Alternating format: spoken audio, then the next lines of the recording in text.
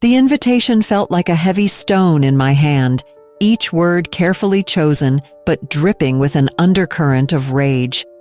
I stared at the paper, my heart pounding like a drum. "Come to dinner," I had written, my emotions tangled in a confusing web of desperation and fury. Celeste, my husband's mistress, what could I possibly gain from this? The answer was simple. I needed to know why she had stolen my husband's heart, or at least what was left of it. As I set the dining table, I could feel the tension in the air, thick enough to cut with a knife.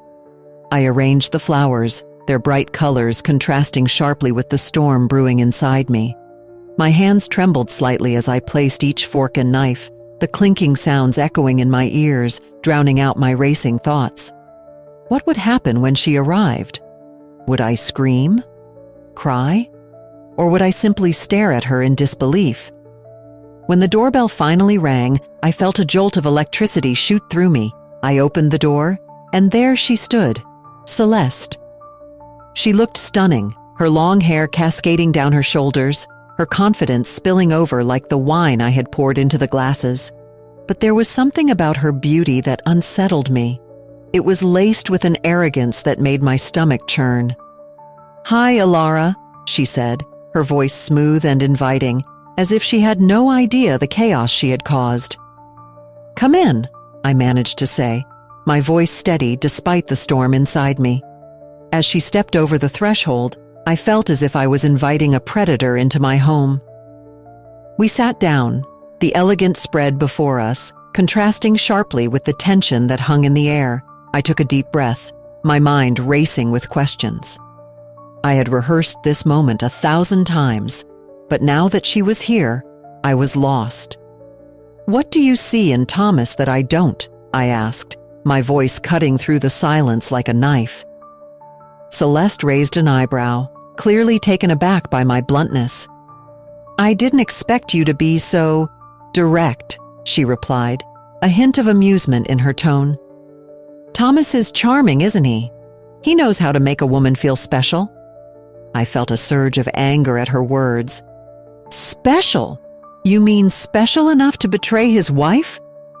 Her smile faltered, and I could see the flicker of vulnerability behind her confident facade. "It's not that simple. I didn't plan for this to happen. I fell for him, just like you did." Her words struck a chord in me.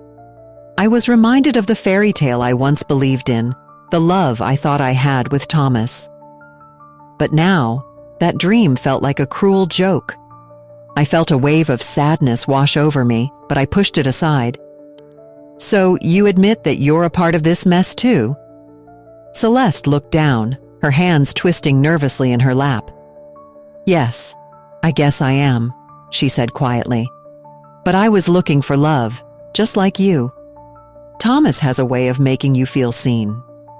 Suddenly, the weight of our shared pain hung heavy between us. I realized that we were both victims, caught in Thomas's deceitful web. I studied her face, and for a moment I saw not just a rival, but a woman who had been hurt and betrayed. The animosity I felt began to shift, replaced by something unexpected. "Maybe we're not so different after all," I said, my voice softer now. "We both deserve better than what he has given us." Celeste looked up, her eyes searching mine. "What are you suggesting?" An idea began to form in my mind, one that felt liberating despite its risks. Let's find out the truth together. Let's figure out who the real Thomas is. Her eyes widened in disbelief, but a flicker of hope sparked within her. The tension in the room began to dissolve, replaced by a new understanding. This was no longer just about revenge. It was about reclaiming our lives. As we sat there, the dining room transformed from a battleground into a sanctuary. The flowers now looked brighter, the food more inviting. The night had just begun, and I felt a sense of empowerment wash over me. Together, we would unravel the truth behind the man we both thought we knew. As the dinner went on, I could feel the weight of the moment pressing down on me. Celeste sat across the table, her beauty glowing under the soft light, yet there was an edge to her smile that made my heart race. I tried to focus on her words, my mind buzzing with questions. What did she see in Thomas that I could not? What made her so special? "Thomas is charming, isn't he?" she began, her voice smooth like honey. "He just has this way of making you feel like you are the only one that matters." I nodded, biting my lip. I used to think that too. I glanced at her, searching for sincerity in her eyes. "But it's hard to believe when you know he's with someone else." Celeste lowered her gaze, and for a moment, I saw a flicker of vulnerability in her expression. "I didn't mean for this to happen. I thought he loved me." Her voice trembled slightly, and I felt a strange connection growing between us. I leaned forward, my curiosity piqued. "What do you mean? Did he tell you that?" She sighed, her shoulders slumping, as if the weight of her own heartache pressed down on her. "He said he loved me, Alara, but love shouldn't feel like this. It's like I was trapped in a dream I couldn't wake up from." Her words echoed in my mind, and I couldn't help but think of my own fairy tale with Thomas. Memories flooded back, our wedding day, the way he looked at me as I walked down the aisle, the promises we made. I had believed in us, in the love we shared. But now, all of that felt like a cruel joke. "I thought we had something special," I whispered, my voice shaking. "I thought he was my forever." Celeste met my gaze, and I saw her pain reflected in her eyes. We both did. We were both fooled by him. The realization hit me like a wave. We were not enemies. We were victims of the same man's deceit. "I never wanted this," she continued, her voice thick with emotion. "I wanted love, not this mess." I swallowed hard, my heart softening. Neither did I. I just wanted to be happy. The tension in the room shifted, and I felt a strange bond forming between us. "Do you think he sees us as the same?" I asked, the question slipping out before I could stop myself. "Does he even care about what we're feeling?"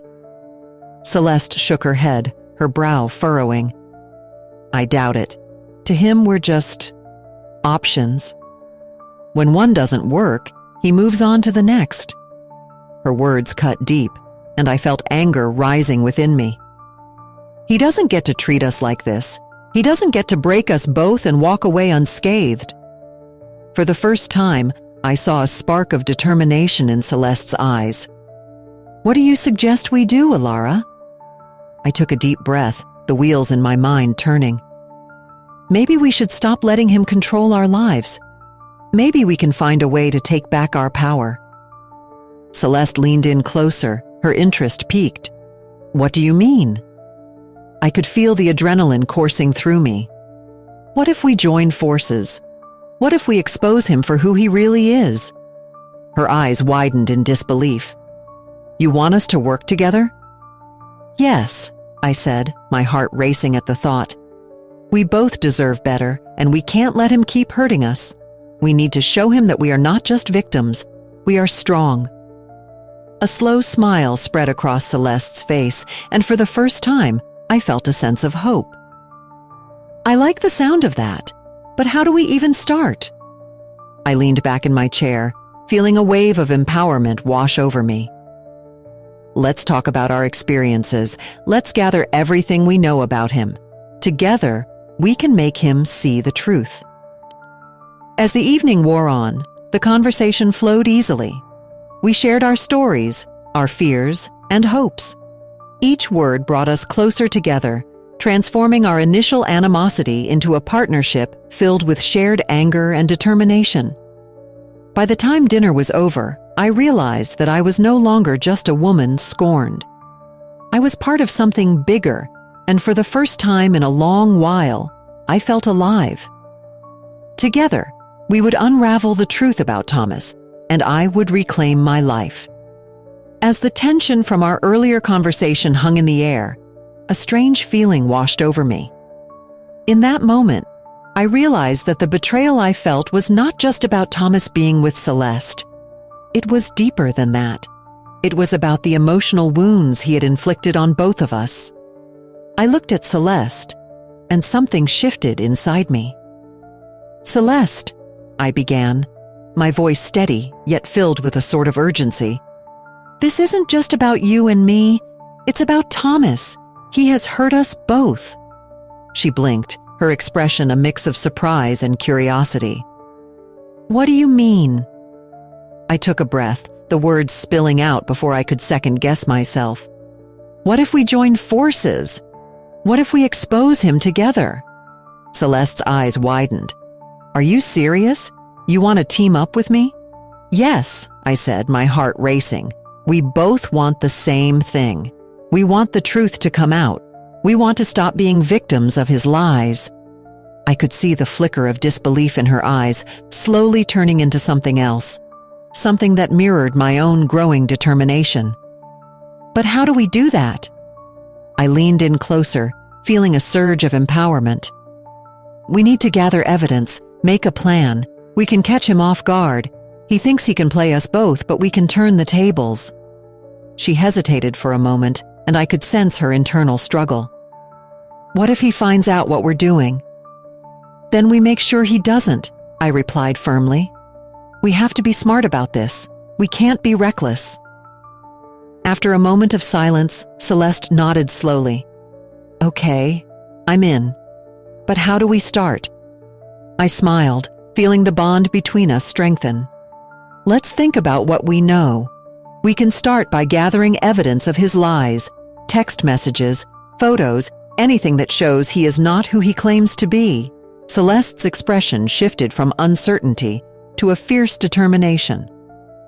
"I have some messages I saved. He said things to me that he never said to you." I felt a pang of jealousy, but quickly brushed it aside. This was not the time for that. "Good. We can use those to show how he manipulates both of us."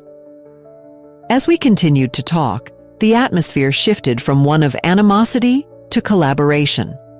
We shared our stories, our fears, and our hopes.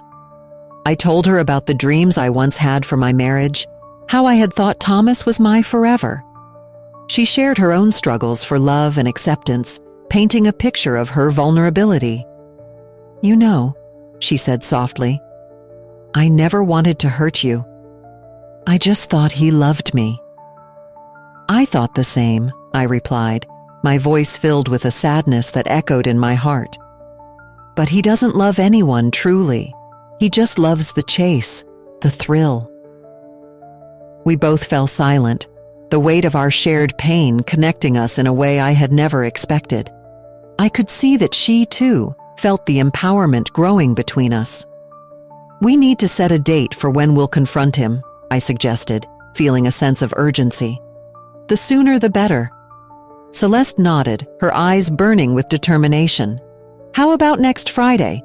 We can meet at my place and then confront him together." "Next Friday it is," I agreed, feeling a mix of excitement and fear. This was it. We were no longer two women bound by betrayal. We were allies now, united in our quest for truth. As we finalized our plan, I felt a sense of liberation wash over me. I was no longer just a victim of Thomas's choices. I was taking control of my life, reclaiming my sense of self. This was not just about revenge. It was about healing and finding strength in our shared story. "Together," I said, holding her gaze, "we will show him that he cannot break us." "Together," Celeste echoed, and in that moment, I knew we were ready to face whatever came next. As I sat across from Celeste, the gravity of our situation sank in. The tension in the air was thick with unspoken words, but beneath that tension, I felt a spark of something new. An alliance. We were two women who had been hurt by the same man, and now we were about to turn that pain into action. "Okay," I said, breaking the silence. "We need a plan to confront Thomas. This has to be done carefully." Celeste nodded, her eyes shining with determination. "I agree. He thinks he can live without consequences. We need to catch him off guard." I took a deep breath, trying to steady the excitement and fear swirling in my stomach. Let's start by deciding when and where to confront him. It has to be a place he wouldn't expect. Celeste leaned forward, her voice low. What about his favorite restaurant? You know, the one where he took me for our first date. That hit me like a punch. I felt a stab of pain at the thought of their moments together, but I pushed it aside. We had a mission now. That could work. It's familiar to him, which means he'll let his guard down. We began to sketch out our plan, each step carefully crafted to ensure he wouldn't see it coming. I felt an odd sense of empowerment as we worked together. The initial animosity between us was fading, replaced by a shared purpose. What will you say to him? Celeste asked, her brow furrowing in thought. I hesitated, pondering the words that had been swirling in my mind. I think I want to confront him about everything. I want him to face the truth, how he has hurt both of us. Celeste's eyes narrowed, and she leaned back in her chair. And what if he tries to twist everything around? He's good at that. I nodded slowly. We need to be prepared for that. We should have our stories straight. No matter what he says, we stick to the truth. As we continued to brainstorm, I felt a wave of emotions wash over me. I was still grappling with my feelings for Thomas, the man I had loved for so long. But I also knew that this betrayal was necessary for my healing. It was time to reclaim my life. What if we write down our points? I suggested. That way, we won't forget what we want to say. Celeste smiled, a genuine smile that made her seem less like an opponent and more like a partner. Good idea. Let's make a list of everything we want to confront him about. We took out our phones and started typing. The more we wrote, the clearer our intentions became. Each bullet point was a step toward our freedom from Thomas's manipulation. It felt liberating to finally take control. Okay, we need to agree on a date, I said after a while, glancing at the calendar app on my phone. How about next Friday? It gives us time to prepare. Celeste looked thoughtful. Next Friday sounds good. It gives me time to gather my thoughts and feel ready. Great, I said, a sense of finality settling over us. Next Friday it is. This is happening. As the evening wore on, we shared more of our stories, our lives before Thomas, the dreams we had once held dear. With every word, I felt the bond between us growing stronger. It was strange and comforting at the same time. I never imagined I would be sitting here with you, Celeste admitted, her voice softening. But I'm glad I am. Me too, I replied, surprised by the sincerity in my own voice. We're stronger together. With that, we solidified our commitment to the plan. Next Friday would be the day we faced Thomas together. I felt a mix of dread and excitement, but deep down, I knew this was the right step. As I prepared to leave, Celeste turned to me, a serious look on her face. Are you sure you're ready for this? I took a deep breath, feeling the weight of her question. I have to be. For both of us. And with that, I stepped into the night, my heart racing with the knowledge that the following week would change everything. The night of our confrontation had finally arrived. My heart thudded loudly in my chest as I stood in front of the mirror, adjusting my dress. I felt a mix of anticipation and fear. Celeste was in the living room, pacing back and forth, her beauty almost intimidating. I took a deep breath, trying to calm the storm inside me. Are you ready? I asked, trying to sound confident. Celeste stopped and looked at me, her eyes wide. Ready? I'm not sure if I'll ever be ready for this. Her voice trembled slightly, and I could see her hands shake. We have to do this, I replied, trying to convince both of us. He needs to face the truth. We can't let him keep hurting us. She nodded slowly, her expression shifting from fear to determination. You're right. Let's do this. As we made our way to the door, I felt a surge of adrenaline. I opened the door, and together we stepped out into the cool night. The drive to Thomas's apartment felt quick, yet agonizing.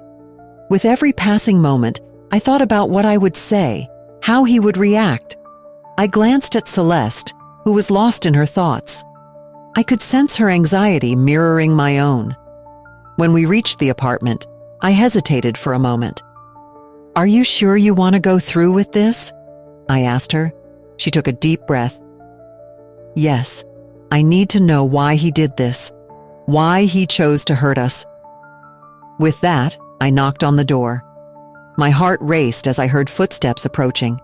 The door swung open, revealing Thomas, looking surprised to see us both. "Ilara? Celeste?" He looked between us, confusion etched on his face.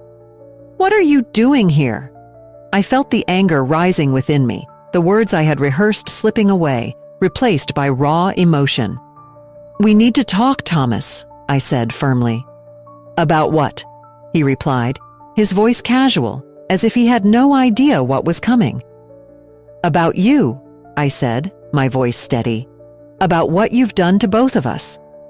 His expression shifted, and I could see the gears turning in his mind. "What are you talking about?" Celeste stepped forward, her voice stronger than I'd ever heard it. "You think we don't know, Thomas?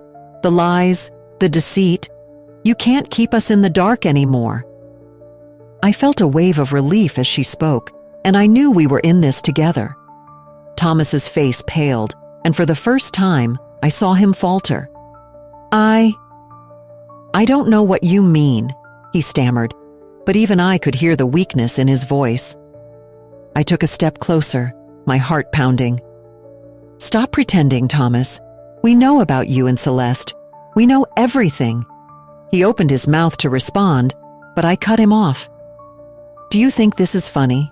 Do you think you can just play with our lives?"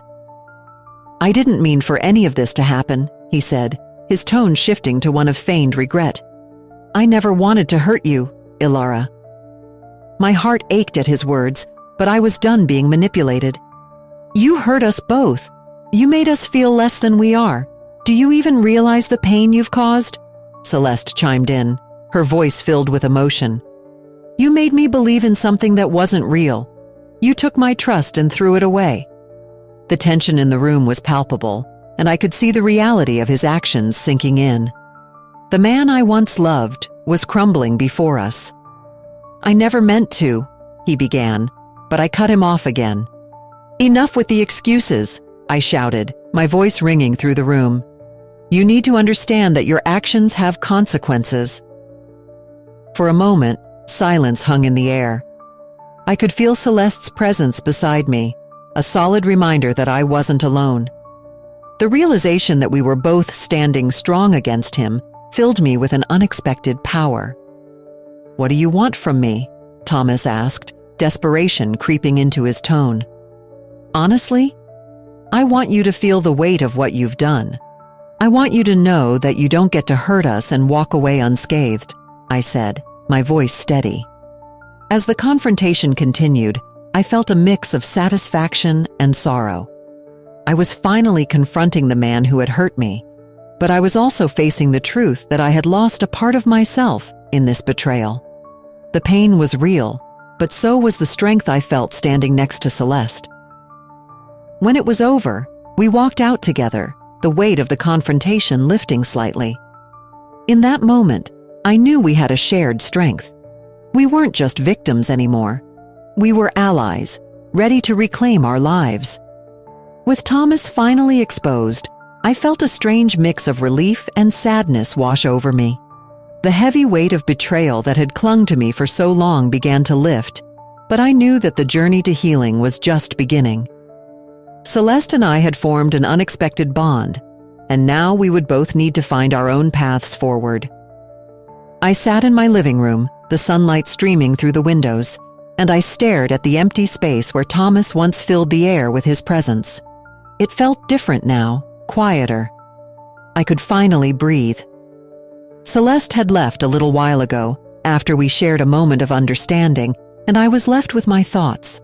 As I looked around, I picked up the small vase of flowers I had used for our dinner. They were still fresh, vibrant, and full of life. I smiled gently to myself. I need to start blooming too, I whispered. Just then, my phone buzzed. It was a message from Celeste. We did it, Alara. Now let's focus on us. Let's meet soon. I texted back quickly, yes, I can't wait to talk more. I felt a spark of excitement. It was time to embrace this new beginning. Later that week, I found myself at a small cafe downtown, a place I had never visited before. I wanted to explore the world outside of my own four walls. The bell above the door chimed as I entered, and I was greeted by the warm smell of coffee and pastries. I took a seat by the window, watching people pass by. First time here? The barista, a young woman with bright blue hair, asked as she handed me a menu. Yeah, I wanted to try something new, I replied, my voice slightly shaky. Good choice. It's a great spot. What are you thinking of getting? I scanned the menu, feeling a sense of freedom in this small decision. I'll have a cappuccino and one of those chocolate croissants, please. As I waited for my order, I pulled out my journal. Writing had always been my escape, and now it felt like a way to reclaim my voice. I started to jot down my thoughts. Today feels different. I'm not just Alara, the wife. I'm Alara, the woman who survived betrayal. I paused, feeling the weight of those words. They were powerful. When my order arrived, I took a moment to savor the aroma of the coffee. Thank you, I said to the barista, who smiled back at me. After a few sips, I pulled out my phone and texted Celeste. I'm at the cafe. It's nice here. We should come together next time. Moments later, she replied, I'd love that. Let's plan on it. As I continued to write, I realized how much I wanted to know myself again. I wanted to discover what I loved, what made me happy. I thought about the things I used to enjoy before my life revolved around Thomas. Maybe I can take a painting class, I mused aloud, surprising myself. I used to love painting. I quickly scribbled down a list of things I wanted to explore: painting, hiking, maybe even dancing. The more I wrote, the more alive I felt. I was no longer just reacting to Thomas's choices. I was making my own. When I finally left the cafe, the sun was setting, painting the sky in hues of orange and pink. I took a deep breath, and for the first time in a long while, I felt hopeful. That evening, I called a few friends, inviting them over for dinner. I wanted to reconnect. I wanted to surround myself with people who brought joy into my life. As I hung up the phone, I smiled. This is just the beginning, I whispered to myself. The next day, I met Celeste at our favorite park. We sat on a bench, watching the leaves dance in the breeze. I've been thinking, I said, turning to her, about how we can support each other in this new chapter. Celeste nodded, her eyes bright. I feel the same. We've been through so much, but I believe we can grow from it. As we sat there, talking about our hopes and fears, I realized we were both ready to embrace our new beginnings. With each word, I felt more empowered. Let's promise to keep each other accountable, I suggested. Absolutely, Celeste replied, smiling. We can do this together. And in that moment, I understood that this was not just about moving on from Thomas. It was about becoming who I was always meant to be. I was ready to embrace my rebirth, ready to step into a future filled with possibilities. Share this story if you believe that healing and self-discovery can emerge from the toughest betrayals. Leave a comment about a moment when you found your strength in unexpected places, and subscribe to the channel for more inspiring tales like this one.